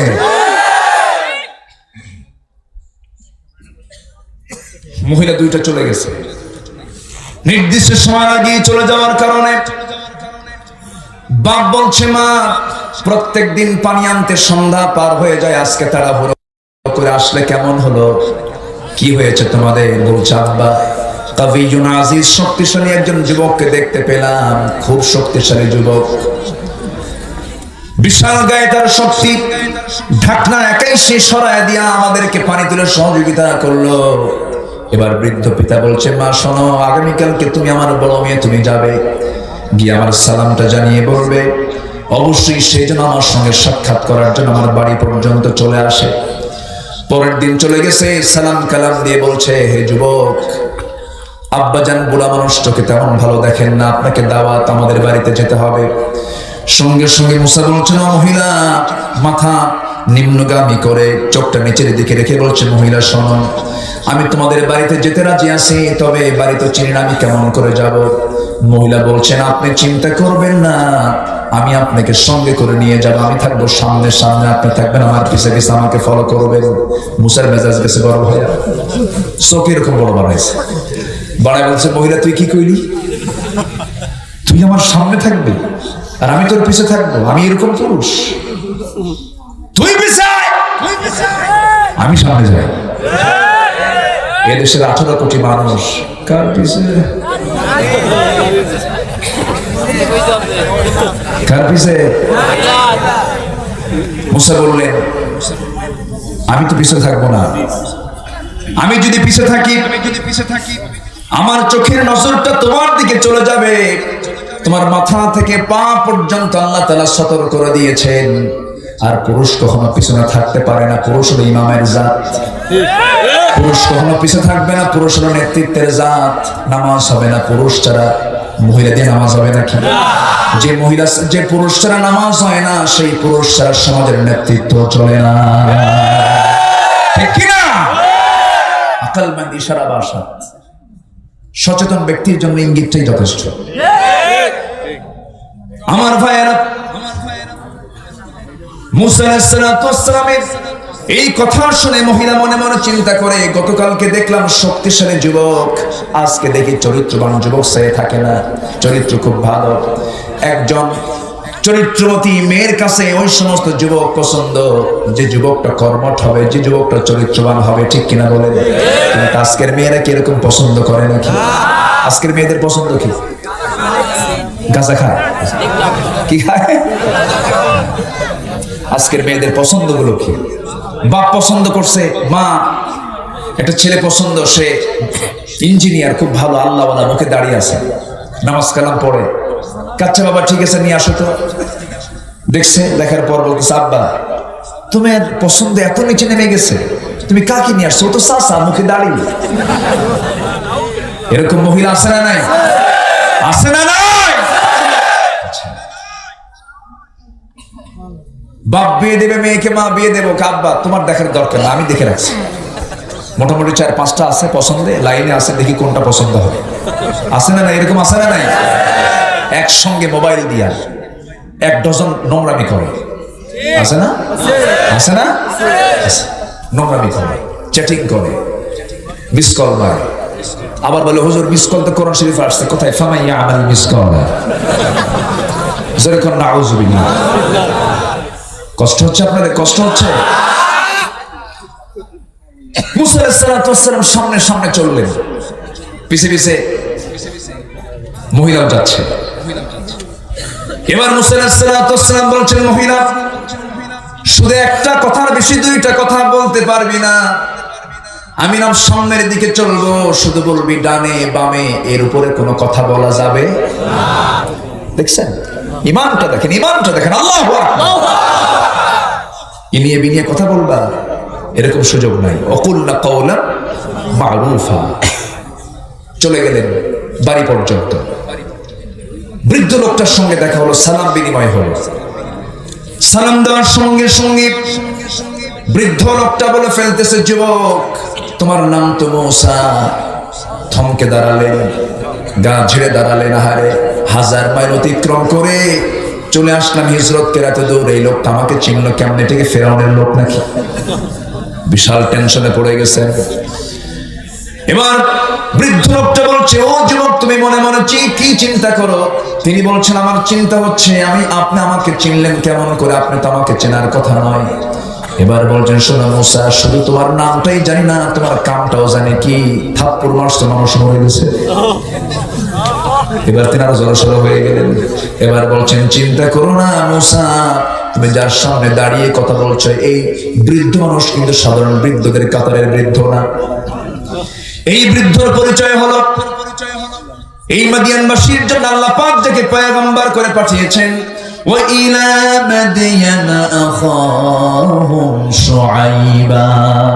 আমি হলাম এই মাদিয়ানবাসীর জন্য আমি আল্লাহর পয়গম্বর শুআইব আলাইহিস সালাতু ওয়াস সালাম। মুসার আনন্দ দেখে কে? মুসা আলাইহিস সালাতু ওয়াস সালাম সঙ্গে সঙ্গে জড়িয়ে ধরে তাকে বরণ করে নিলেন। এবার শুআইব বলছেন, শোনো, গতকালকে আমার মেয়েকে দেখেছো, আজকে আমার মেয়েকে দেখেছো, সর্বোচ্চ তোমার 2 বার দেখা হয়ে গেছে। আমি যে কোনো একটা মেয়েকে তোমার সঙ্গে বিয়ে দেব, তুমি কি বিয়ে করতে রাজি আছো নাকি? বিয়ের প্রস্তাব দিয়ে দিলেন। দেখেন হিজরত করতেছেন, বিয়েও ঠিক হয়ে যাচ্ছে। আল্লাহু আকবার। কি সুন্দর যুবক ছিলেন মুসা আলাইহিস সালাম, কি চরিত্র ছিল। আমার ভাইয়েরা মুসা আলাইহিস সালাম বলছেন, আপনি যদি আপনার মেয়েটাকে আমার সঙ্গে বিয়ে দেন, জাওজাতে যদি দিয়ে দেন, আমি বড় ভাগ্যবান হয়ে যাব, কারণ নবীর মেয়েকে আমি বিয়ে করতে পারবো, আমি বড় ভাগ্যবান হয়ে যাব। এবার সালাম বলছেন, ও যুবক, বিয়ে তো দেবো, কিন্তু তোমার রেকর্ড তো ভালো না। কেন? থাপ্পড় মারলে মানুষ মরে। কথা বলেন, থাপ্পড় মারলে মানুষ মরে। তোমার মেজাজটা খুব বেশি। তোমার এই রাগটা কমানোর জন্য আমি তোমাকে কিছু কাজ দেব। সেই কাজটা হলো 8 বছর আমার বাড়ির ছাগল তোমাকে পালন করতে হবে। 8 বছর হলো অনার্স কোর্স, আর 10 বছর হলে পরে মাস্টার্স কোর্স হয়ে যাবে। 10 বছর যদি লালন পালন করো, তোমার কোর্সটা সম্পূর্ণ হয়ে যাবে। মুসা সেই দায়িত্ব নিলেন। সবচেয়ে আগে মানুষ যদি ছাগল পালার দায়িত্ব নেয়, তাহলে কি হতে পারে বলেন তো? ছাগল তো খুব শান্ত প্রাণী, তাই না? ছাগল কথা শোনে না। এত সুন্দর মানুষ আপনারা। ছাগলের ব্রেক মারা বোঝেনি কিনা? ছাগল যদি একবার, আমি তো গ্রামে বড় হয়েছি, ক্লাস 4-5 পর্যন্ত আমি গ্রামের এই মেঠো পথে চলাফেরা করেছি। ছাগলও ছিল, ছাগলও চড়েছি। ছাগল যদি একবার ব্রেক মারা বোঝেন তো? 4টা পায়ের সামনের 2টা পা যদি একবার মাটিতে গেড়ে দেয়, দড়ি আপনি টানবেন, দড়ি ছিঁড়ে নিয়ে যাবেন অন্য। এই হলো ছাগল। এই ছাগল পালার দায়িত্ব দেওয়া হলো তাকে একটানা 10 বছর। কোন নবীকে? যে নবীর সামনে কোনো বেয়াদবি উনি সহ্য করতে পারেন না। ইবনে কাসির এসেছে, তাফসীর ইবনে কাসির, সূরাতুল কাসাস। উনি সর্বশেষ দিন, যেদিন তার ছাগলের দায়িত্ব শেষ, ছাগল লালনের দায়িত্ব শেষ, সর্বশেষ দিন যেদিন তিনি আসবেন মাঠ থেকে ছাগলগুলো নিয়ে, ছাগল পালগুলো নিয়ে, শেষ দিন হলো কি, ছাগল পাল থেকে একটা ছাগল বিচ্ছিন্ন হয়ে একদিকে মারছে দৌড়। আল্লাহর পয়গম্বর মুসা আলাইহিস সালাম তিনিও পিছে পিছে মারছেন দৌড়। ছাগলও দৌড়ায়, আল্লাহর নবীও দৌড়ান। দৌড়াতে দৌড়াতে শেষ পর্যন্ত ছাগল আর পারল না, কারণ নবীদের শক্তি তো বেশি। এই পৃথিবীতে সবচেয়ে বেশি শক্তিশালী মানুষ বানিয়েছেন আল্লাহর পয়গম্বরদেরকে। আমার নবীর শক্তি ছিল 100 জান্নাতি পুরুষের সমান শক্তি। আল্লাহু আকবার। 100 জন জান্নাতি পুরুষের যে শক্তি, তার সমান শক্তি ছিল আমার নবীর গায়ের শক্তি। আল্লাহু আকবার। আমার নবীজি আল্লাহ তাআলা তাকে বহু বরকতে ধন্য করেছেন। একটু পরে আসতেছি, মুসার কথা বলতেছিলাম। মুসা আলাইহিস সালাতু ওয়াস সালাম যখন ছাগলগুলো নিয়ে আসতেছিলেন, একটা ছাগল বিচ্ছিন্ন হয়ে দৌড় মারলো, তাকে ধরলেন, খপ করে ধরে দুই হাতের মধ্যে নিয়ে শূন্যের উপরে তিনি খাড়া করলেন। এক আছাড়ে ছাগলটাকে মেরে ফেললেন। বড় রাগ উঠে গেছে তার মধ্যে, কিন্তু লক্ষ্য করে দেখেন ছাগলটার চোখে ভয়, তার গোটা শরীরে কাঁপতেছে। মনে মনে চিন্তা করেন, বেচারা ছাগল, তোকে মাইরা লাভ কি? তোর তো কোনো সেন্স নাই, তোর তো কোনো বিবেক টিবেক কিছুই নাই।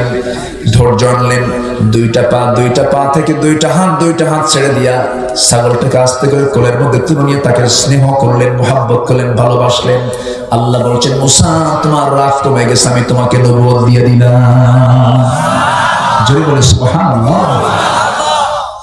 রাগ করতেছেন মনে হয় আপনারা। ইনি হচ্ছেন যুবকদের একটা মডেল। দেখেন, একটা নারীকে সামনে পেয়েছেন, তিনি কি ফিতনায় পড়েছেন? ফিতনায় পড়েছেন?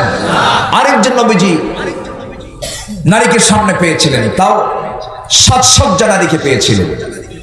তিনি হচ্ছেন ইউসুফ আলাইহিস সালাতু ওয়াস সালাম। কে বলেন তো, কে বলেন? ইউসুফ আলাইহিস সালাতু ওয়াস সালাম। তিনি কি সাধারণ কোন নবী ছিলেন না দামি নবী ছিলেন? অনেক দামি নবী ছিলেন। সকল নবী দামি, একজন বিশেষ পয়গম্বর, সূরা ইউসুফ নামে একটা সূরা আছে তার নামে। ইউসুফ আলাইহিস সালাতু ওয়াস সালাম,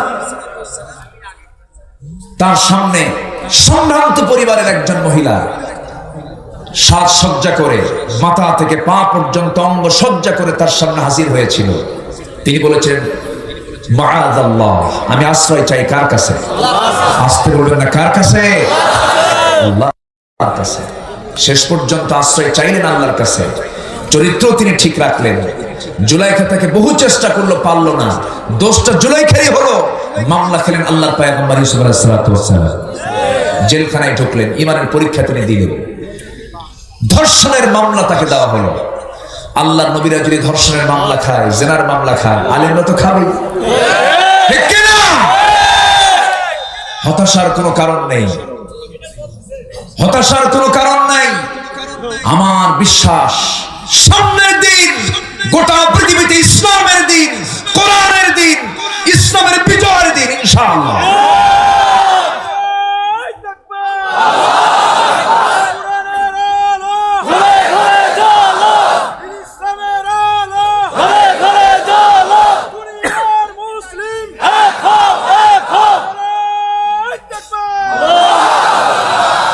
আমার ভাইয়েরা, আমার নবীজির চরিত্র মাধুর্য নিয়ে আমি কথা বলছিলাম, বলতে নিয়ে অন্য নবীদের জীবনের দিকে চলে গেছি। আসুন আমরা মূল আলোচনায় আবার ফিরে আসি।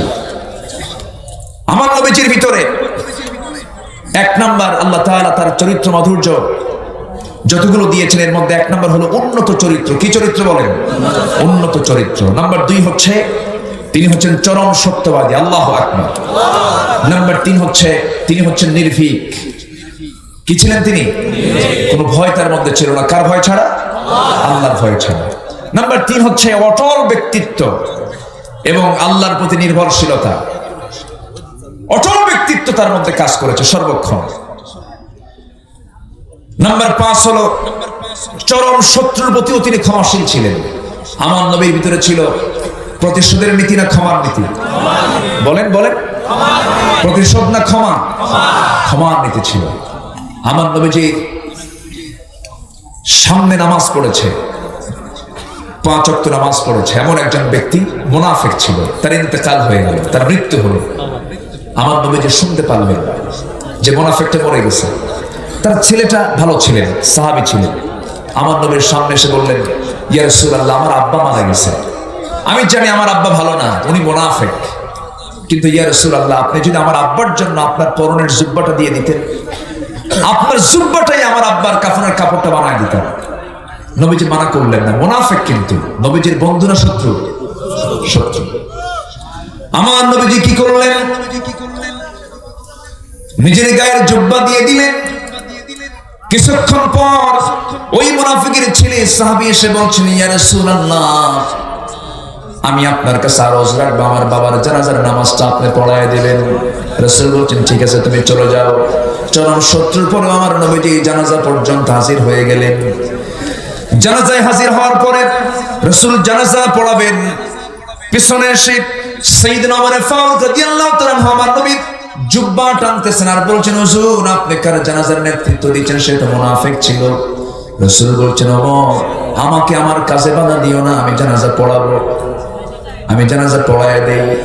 আমার নবী নিজের গায়ের ব্যবহৃত জুব্বাটাও দিলেন, জানাজাও শামিল হয়ে গেলেন। আল্লাহ তাআলা সঙ্গে সঙ্গে আয়াত নাযিল করেন, সূরা মুনাফিকুনের 6 নম্বর আয়াত, সাওয়াউন আলাইহিম ইস্তাগফারতা লাহুম আম লাম তাস্তাগফির লাহুম লাই ইয়াগফিরাল্লাহু লাহুম ইস্তাগফির লাহুম আও লা তাস্তাগফির লাহুম ইন তাস্তাগফির লাহুম 70 মাররা ফালাই ইয়াগফিরাল্লাহু লাহুম। জোরে বলুন আল্লাহু আকবার।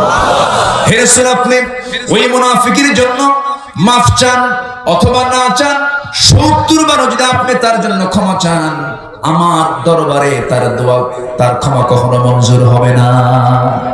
তাহলে বোঝা গেল যে আমার নবীজি মুনাফিকের জন্য দোয়া করলো, সেই দোয়া আল্লাহর দরবারে কবুল হবে আজ থেকে কবুল হবে। এখান থেকে আরেকটা বিষয় স্পষ্ট হলো, নবীজি মুনাফিকের জন্য সুপারিশ করলো, সেই সুপারিশ গ্রহণ করা হবে না। মুনাফিক আমার দেশে নাই তো? আসতে বলবেন না, আছে না নাই? এই মাহফিল না হোক এরকম লোক আছে না নাই? আছে না? মাহফিল শুনলেই গায়ে জ্বলে, গাজালা পড়া করে, কোরআনের আলোচনা শুনলেই মেজাজ গরম হয়ে যায়। ওই সমস্ত লোকদের মধ্যে লুকানো আছে আবু জেহেল হামানদের রক্ত লুকানো আছে। সম্মানিত ভাইয়েরা, এখান থেকে একটা বিষয় স্পষ্ট হলো যে নবীর সুপারিশ গ্রহণ হবে না ওই সমস্ত ব্যক্তির ক্ষেত্রে যারা মুনাফিক। আমরা মুনাফিকের সমস্ত চরিত্র নিজের জীবন থেকে মাইনাস করে ফেলব। জোরে বলি ইনশাআল্লাহ, আর জোরে বলি ইনশাআল্লাহ। আমি কি দোয়া করে দেব? এই লোকগুলো ওঠে কেন? ওজোর মানে হাজাত, একটু বসেন না, একটু বসেন আর কিছুক্ষণ। আপনার কি সমস্যা?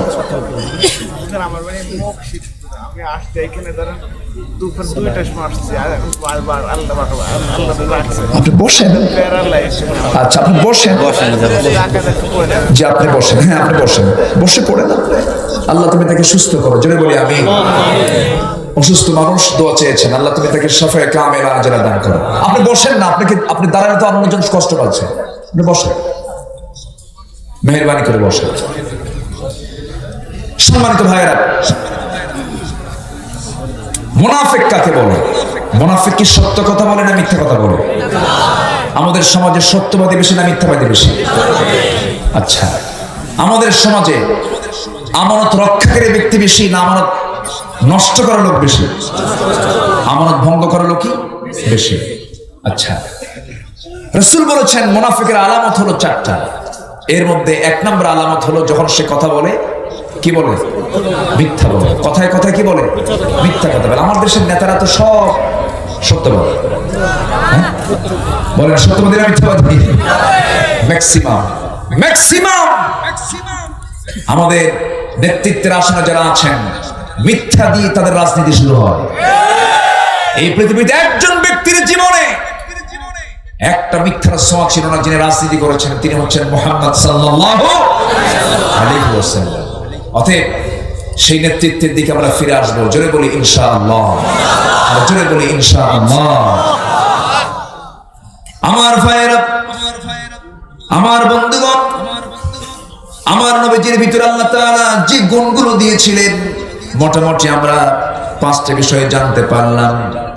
এর মধ্যে আরেকটা সেটা হচ্ছে চরম শত্রুর প্রতি তিনি ক্ষমাশীল ছিলেন। এরপরে আমার নবীজির ভিতরে কোনো রুক্ষ মেজাজ কাজ করতো না, সংকীর্ণতা কাজ করতো না। আমার নবীজির দিলটা ছিল আকাশের মতো উদার।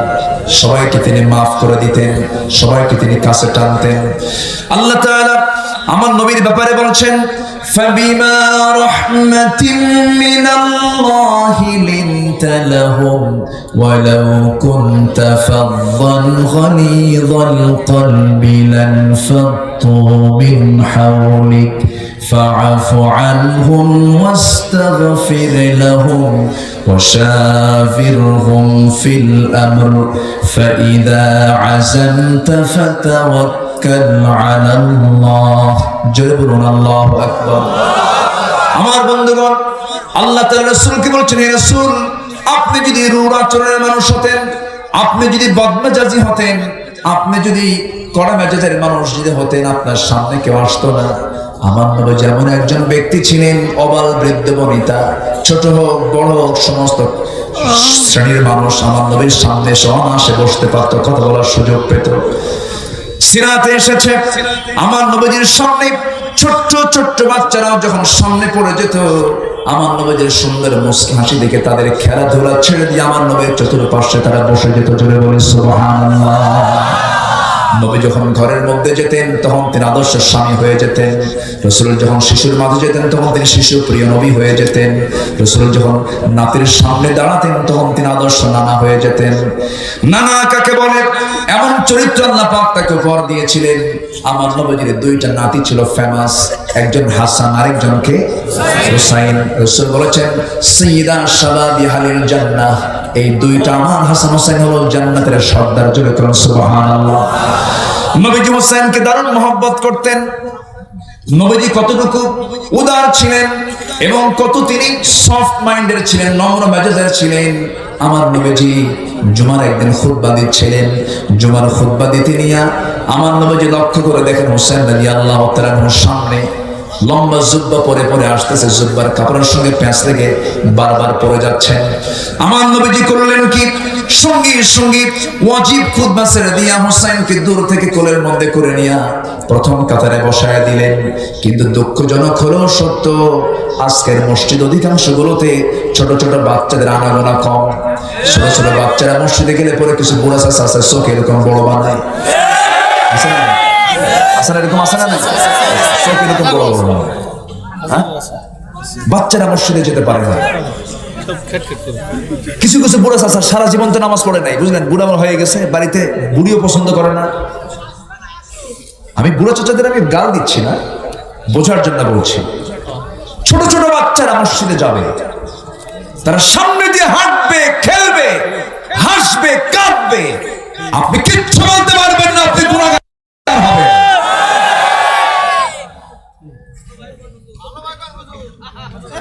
ভালোভাবে বলবো, আর কি হয়ে বলবো, ইংরেজিতে বলবো?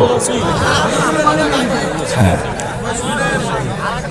চোখ বন্ধ করে ছেলে হোক মেয়ে হোক, আপনার 4-5টা যা আছে সব নিয়ে যাবেন মসজিদে, 5 ওয়াক্ত নিয়ে যাবেন। ওরা নামাজ শিখবে মসজিদ থেকে, ওরা লাইন শিখবে, শৃঙ্খলা শিখবে, আদব শিখবে, আখলাক শিখবে। মসজিদ হচ্ছে মুসলমানদের সবচেয়ে জীবনের বড় সাংস্কৃতিক কেন্দ্র। বাচ্চা সব মসজিদে নিয়ে চলে যাবেন, ছেলে হোক মেয়ে হোক সব নিয়ে যাবেন। ছোট ছোট বাচ্চাদের নিয়ে চলে যাবেন, একটা ঘাড়ে নিবেন, একটা কোলে নিবেন, সব নিয়ে চলে যাবেন মসজিদে। আলহামদুলিল্লাহ। ওই বাচ্চা বড় হয়ে মসজিদ মুখী হবে, ঠিক কিনা? আপনি সি বিচে নিয়ে যাবেন, আপনি পর্যটন কেন্দ্রে চলে যাবেন, আপনি চলে যাবেন বেড়াতে সিঙ্গাপুরে, গোটা দুনিয়া ঘুরতেছেন, মসজিদ সন্তানকে দেখাচ্ছেন না, ওই সন্তান আপনাকে বৃত্ত করে দেখবে না। সন্তানকে আল্লাহওয়ালা বানান, সন্তানকে টাকাওয়ালা বানায় কি করবেন? সন্তানকে টাকাওয়ালা বানাবেন, সম্পদশালী বানাবেন, বুড়াকালে আপনি বুড়া হয়ে আপনার সন্তানকে ভয় পাবেন। সন্তান আমার টাকাওয়ালা, সন্তানকে টাকাওয়ালা না বানায় আল্লাহওয়ালা বানান, বুড়াকালে আপনার সন্তান আপনাকে দেখে ভয় করবে। মসজিদে পাঠায় দিবেন, বাবা মসজিদে চলে যান। আমার নবীজি মদিনার মসজিদে বসে আছেন। কিসের মসজিদে? মদিনার মসজিদে। হুসাইন কোলের মধ্যে বসা, কোলের মধ্যে হুসাইন বসা।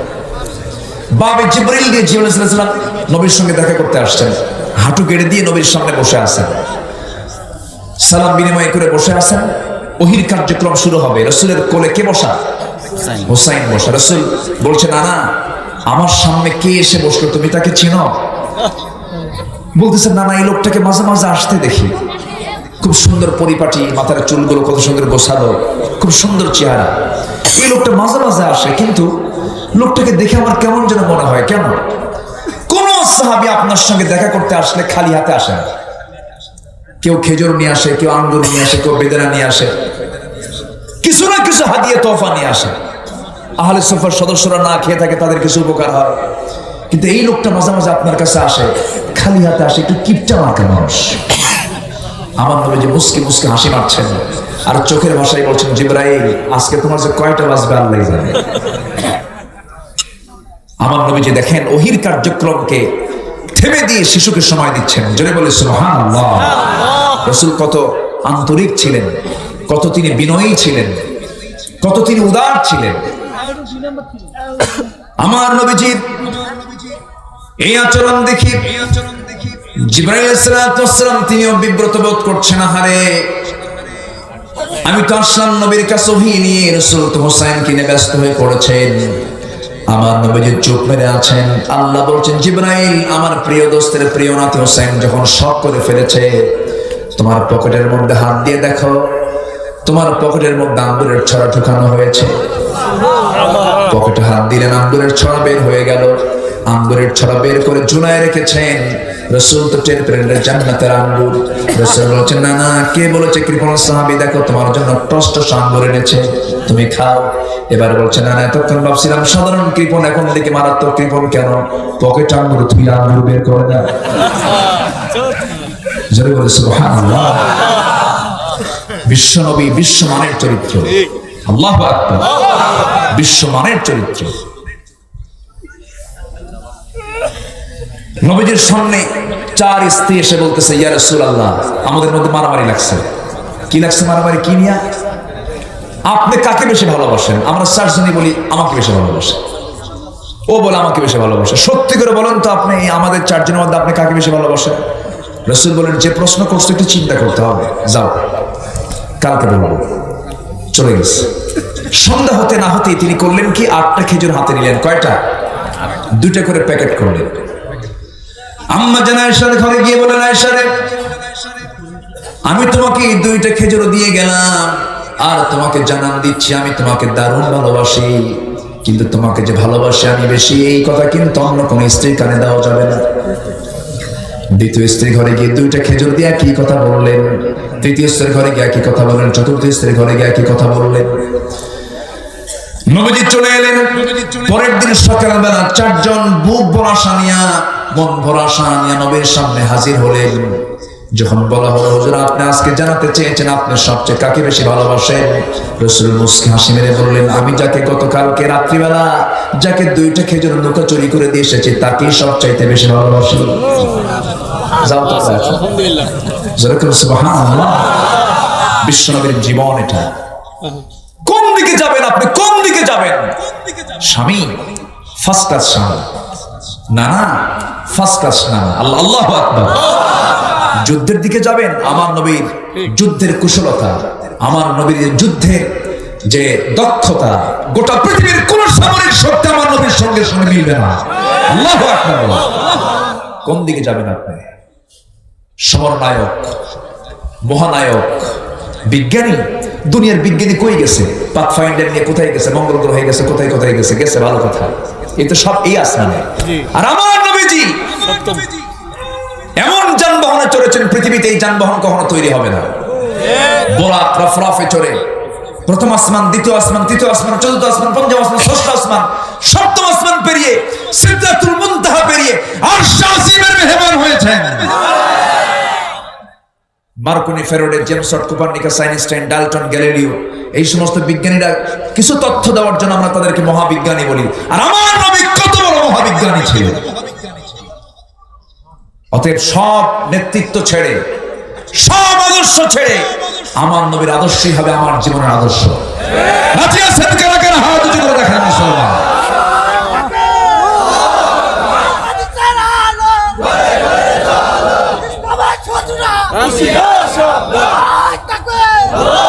আমার নেতা তোমার নেতা, আমার নেতা তোমার নেতা।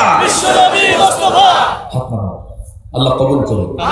আমার রাসূলকে সব জায়গায় মানবো আমরা, এক জায়গায় না সব জায়গায়, এক জায়গায় না সব জায়গায়, সব জায়গায় মানবো। তাহলে আমরা সুখ পেয়ে যাব, শান্তি পেয়ে যাব। আমার নবীজি সাহাবায়ে কেরামকে নিয়ে কথা বলছেন, হঠাৎ করে মসজিদ নববীর দরজায় দাঁড়িয়ে আছেন হুসাইন। বলছেন এক সাহাবীকে, চাচা দরজা খুলে দেন, আমার নানার সঙ্গে কথা বলবো আমি। কেন? এখন রাসূল গুরুত্বপূর্ণ বয়ানে ব্যস্ত আছে, খোলা যাবে না। চোখ এরকম বড় বানাইছে। এই তোমরা যে নবীর কথা বসে বসে শোনো, সেই নবীর চেয়ে আমি হুসাইনকে কম দাম? আমি তোমাদের নবীর চাইতে বড়, দরজা খোলো। আল্লাহু আকবার।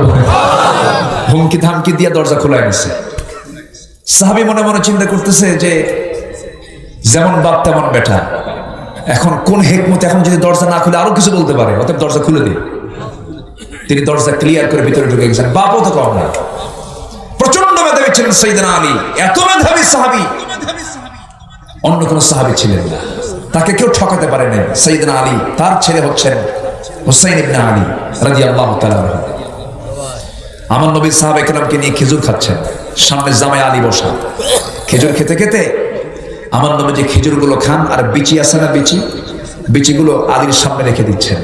জামাই শ্বশুর কি মহব্বত দেখেন, আলহামদুলিল্লাহ।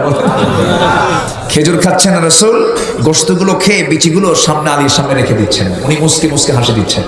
খাওয়ার শেষে রাসূল বলছেন, সাহাবীরা আমরা সবাই খেজুর খেলাম, আলীও খেজুর খেলো, দেখো কতগুলো বিচি ওর সামনে, ও নিজে একাই সব খেয়েছে। হযরত আলী মুস্কি হাসি মেরে বললেন, রাসূল যে আমাকে বলেছেন আমি বেশি খাই, আমার বেশি খাওয়াটা মানায়। আমি হলাম আসাদুল্লাহিল গালিব, আমি হলাম দিগ্বিজয়ী বীর, যেদিকে যাই সেদিকে যুদ্ধ লাগাই। আমি একজন যোদ্ধা, আমার খেতে হবে বেশি, আমার রক্তের দরকার, শক্তির দরকার। কিন্তু আমি খেজুরগুলো খেয়েছি, আমরা সবাই খেজুর খাইছি এক সিস্টেমে, বিচি ছেড়ে দিয়ে খেজুরগুলো খেয়েছি। রাসূল এতক্ষণ ধরে যে খেজুরগুলো খাইছেন সব বিজু সুদ্ধা, তার সামনে একটা বিজু। রাসূল মুস্কি হাসি মেরে বলেন, আলী তুমি তো আমার ঠকাই দিলে। জোরে বলেন সুবহানাল্লাহ।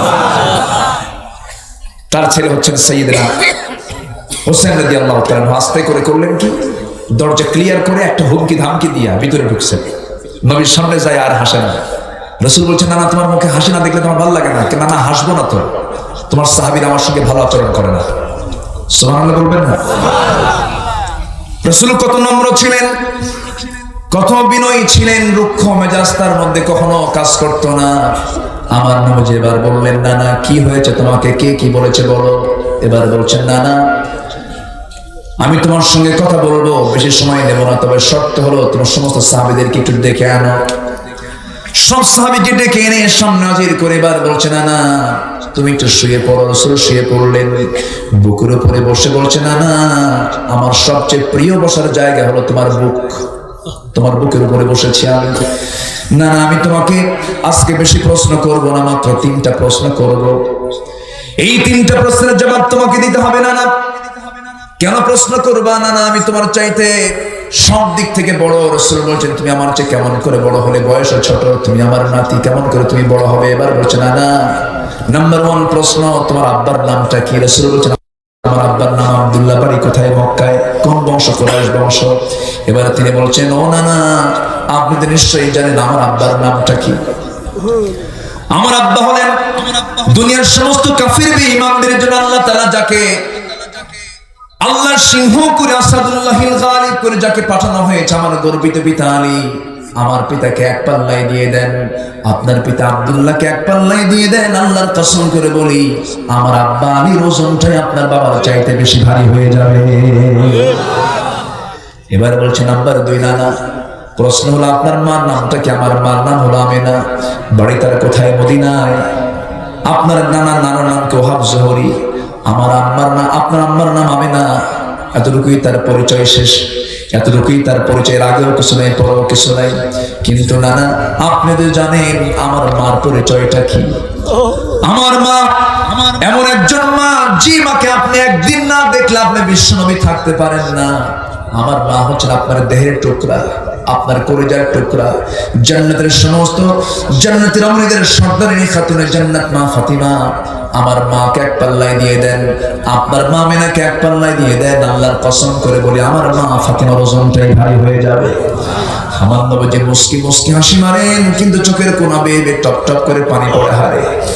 এবার আমার বাবাজি জড়িয়ে ধরে বলছেন, নানা রে 3 নম্বর প্রশ্ন কি বল। এবার বলছেন, নানা আপনার নানার নামটা কি?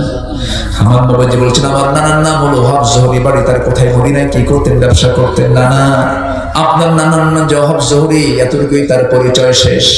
কিন্তু আপনি কি জানেন আমার নানার পরিচয়টা কি? আমার নানার জীবনী আলোচনা করে শেষ করা যাবে না, আমার নবীর সিরাত আলোচনা করে শেষ করা যাবে না, আমার নানার চরিত্রের গুণগান করে শেষ করা যাবে না। আমার নানা হলেন সর্বকালীন সর্বযুগের সর্বশ্রেষ্ঠ মহামানব রাসূল আকরাম নবী মুকাররম জনাবে মুহাম্মদ রাসূলুল্লাহ সাল্লাল্লাহু আলাইহি সাল্লাম। আমার নানাকে এক পাল্লায় দিয়ে দেন, আপনার নানাকে এক পাল্লায় দিয়ে দেন, আমার নানার ওজনটাই বেশি ভারী হয়ে যাবে। আমার নবী আবেগ আপ্লুত হয়ে পড়লেন। নাতি হুসাইনকে কোলের মধ্যে নিয়ে বুকের মধ্যে জড়িয়ে ধরে কপাল চিবুকে গণ্ডদেশে ঠোঁটে হাতে পায়ে সব জায়গায় চুমু চুমু দিয়ে ভরায়া দিয়ে বলছেন, নানা রে সত্যি সত্যি আজকে নবী হওয়ার পর তোর কাছে আমি হেরে গেলাম। জোরে করুন সুবহানাল্লাহ। এই হচ্ছে আমার নবীর সিরাত। অতএব সব চরিত্র ছেড়ে দাও, নবীর চরিত্র গ্রহণ করো, দুনিয়াতে সুখী হবা, আখিরাতে জান্নাত পেয়ে যাবা। আল্লাহ কবুল করুন, আল্লাহ কবুল করুন, আল্লাহ কবুল করুন। নাম্বার 6 হলো আমার রাসূল সবচাইতে বেশি নিমগ্ন থাকতেন ইবাদতে। রাসূল যখন নামাজে দাঁড়াতেন, আম্মা জান আয়েশা মাঝে মাঝে বলতেন, রাসূলের সিজদা থেকে মনে হতো রাসূল সিজদা থেকে আর কোনোদিন উঠবেন না। আল্লাহু আকবার। সবাই কি নামাজ পড়ি? কয় ওয়াক্ত নামাজ বলেন? কয় ওয়াক্ত নামাজ? 5 ওয়াক্ত নামাজ পড়বেন। কারা কারা একটু হাত তুলে দেখেন। জোরে বলি ইয়া আল্লাহ, আরো জোরে বলি ইয়া আল্লাহ। আমাদেরকে 5 ওয়াক্ত সালাত আদায় করার তৌফিক তুমি আল্লাহ দিয়ে দাও। জোরে বলি আমিন, আরো জোরে আমিন, আরো জোরে আমিন। পাপ কাছে যাব না, পাপকে আমরা বর্জন করব। জোরে বলি ইনশাআল্লাহ। পাপ করলে খেপে যান কে? রেগে যান কে? পাপ করলে 3টা জিনিস ক্ষতি হয়। পাপ করলে 3টা জিনিসের ক্ষতি হয়। কয়টা জিনিসের ক্ষতি হয় বলেন? 3 জিনিসের ক্ষতি হয়। পাপ যখন কোনো বান্দা করবে, তার 1 নম্বর ক্ষতি হবে হলো তার হায়াত কমে যাবে। তার কি কমে যাবে বলেন? আমরা কি হায়াত কমাতে চাই? নাম্বার 2 হলো রিজিক কমে যাবে। রিজিক মানে কিন্তু শুধু টাকা পয়সা না। আপনি পাপ করবেন, আপনার ছেলে কথা শুনবেন, আপনার ছেলে পিস্তল ধরবে। কি কথা কি বোঝা গেল? এই জন্য পাপ কাজ থেকে আমরা নিজেকে গুটিয়ে রাখবো। জোরে বলি ইনশাআল্লাহ। নাম্বার 3 হলো যখন কেউ পাপ করবে তখন তার লজ্জা কমে যাবে, লজ্জা নামক গুণটা তার থাকবে না। আসুন আমরা পাপ মুক্ত জীবন গড়ি, রাসূলের সিরাত ধরি। আল্লাহ কবুল করুন। জোরে বলি আমিন। ইবাদতে নিমগ্ন থাকবো। নামাজটাকে আমরা রেগুলার করব। সামনে রমজান আসতেছে, শুধু রমজানে পড়বো না, বাকি 11 মাসে পড়বো।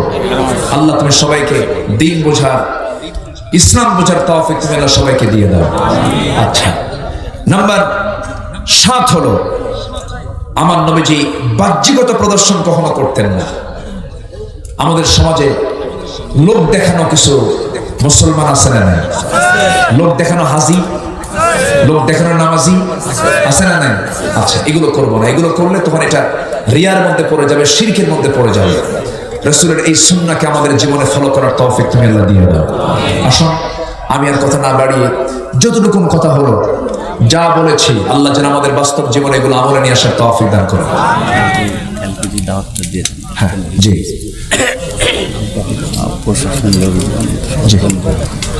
এই ক্যামেরাম্যান বন্ধ করবেন না, এখন এইগুলো খুলতে নিলে আওয়াজ হবে। সবাই কিনা আমরা একটু দোয়া করি, একসঙ্গে দোয়া করে আস্তে আস্তে আপনার সব কিছু নিয়ে নেবেন, কোনো সমস্যা নেই। আর ক্যামেরাম্যানদের প্রতি, ইউটিউবারদের প্রতি আমার একটা আরজ, সেটা হলো একদম ভারসাম্যপূর্ণ থাম্বনেইল আপনারা দিবেন, আজে বাজে কোনো কিছু লিখবেন না। আমি সবার কাছে আরজটা করছি, এবং আমার ভিতরে আমার আলোচনার মধ্যে 2 ঘন্টার বক্তৃতায় কিছু ভুল কি থাকতে পারে না? থাকতো। সে ভুল কি রাখবেন না সংশোধন করবেন? সংশোধন। এগুলো একটু খেয়াল করতে হবে। এই জাতীয় যোগ্যতা যাদের আছে তারাই এই সমস্ত কাজগুলো করতে পারেন। আপনারা এগুলো খেয়াল করবেন। আল্লাহ তুমি সবাইকে বোঝার তৌফিক দিয়ে দেন।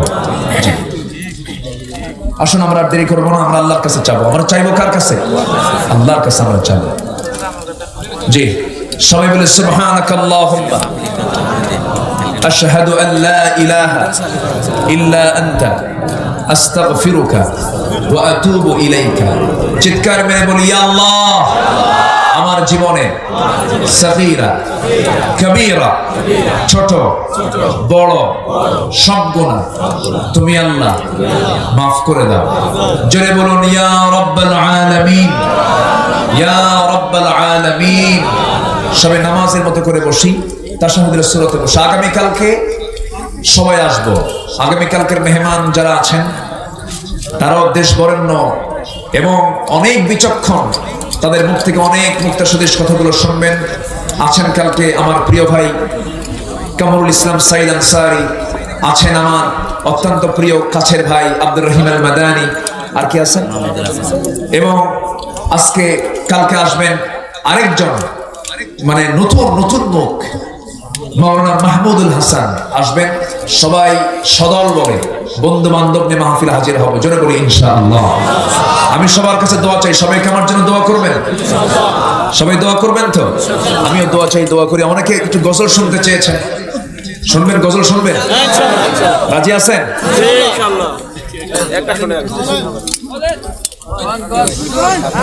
বলবো?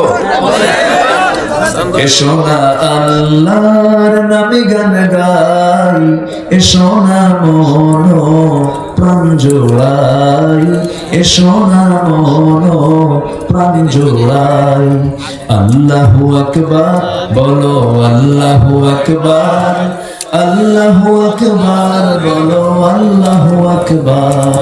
এসো না আল্লাহর নামে গান গাই, এসো না মন প্রাণ জোড়াই। আল্লাহু আকবার বলো, আল্লাহু আকবার, আল্লাহু আকবার বলো, আল্লাহু আকবার। আল্লাহু আকবার। জি, একটু বাংলা চোরা বললাম। জি, আসুন আমরা আল্লাহর কাছে চাবো। সভাপতি সাহেব কই? আপনি পিছনে আছেন, আমি দেখতে দেখাই তো যাচ্ছে। আপনি দোয়া করে দেন, আসেন। আপনি করেন, আমি করবো। জি, রবিউল ভাই তার আব্বা আম্মার জন্য দোয়া চেয়েছেন। আল্লাহ তুমি তার আব্বা আম্মাকে সিহাতে কুল্লিয়া দান করো। জোরে বলি আল্লাহুম্মা আমিন। সবাই বসুন, আমরা আল্লাহর কাছে চাবো আল্লাহ যেন আমাদের সকলের গুনাহগুলোকে মাফ করে দেন। আল্লাহুম্মা আমিন। রব্বানা যালামনা আনফুসানা ওয়া ইল্লাম তাগফির লানা ওয়া তারহামনা লানাকুনান্না মিনাল খাসিরিন। রব্বানা লা তুযিগ কুলুবানা بعد إذ هديتنا وهب لنا من لدنك رحمة إنك أنت الوهاب।